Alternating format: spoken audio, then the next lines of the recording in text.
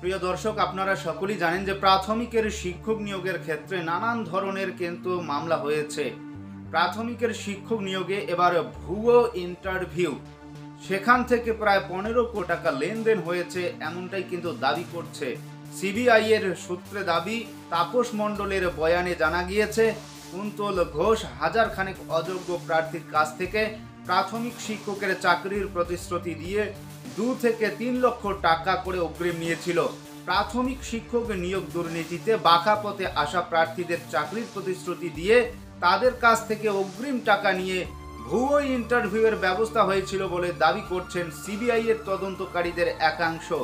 তাদের দাবি করা, শিক্ষা দপ্তরের আধিকারিক ও কর্মচারীরা সংগঠনের নেতাদের যোগসাজশে কয়েক মাস ধরে চলছিল ওই ইন্টারভিউ।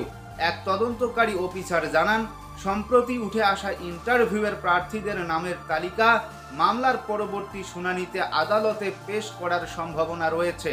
তদন্তকারীদের প্রাথমিক সন্দেহ, ভুয়ো ইন্টারভিউয়ের মাধ্যমে 10 থেকে 15 কোটি টাকার লেনদেন হয়েছে।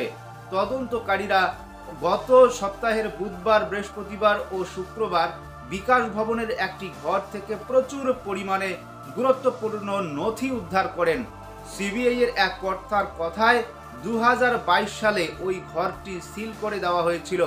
ওই ঘরে নিয়োগ সংক্রান্ত নানা নথি রয়েছে বলে জিজ্ঞাসাবাদে জানিয়েছিলেন একাধিক আধিকারিক। সম্প্রতি প্রাথমিক নিয়োগের ক্ষেত্রে অযোগ্য প্রার্থীদের খোঁজ করার সূত্রেই ওই ঘরে থাকা নথি যাচাইয়ের কাজ চলছিল, আর সেখান থেকে উঠে আসে প্রাথমিক নিয়োগের ভুয়ো ইন্টারভিউয়ের প্রার্থীদের নামের তালিকা। এখনো পর্যন্ত প্রায় 1,500-এর বেশি এমন প্রার্থীর নামের তালিকা উদ্ধার হয়েছে বলে তদন্তকারীদের সূত্রের দাবি।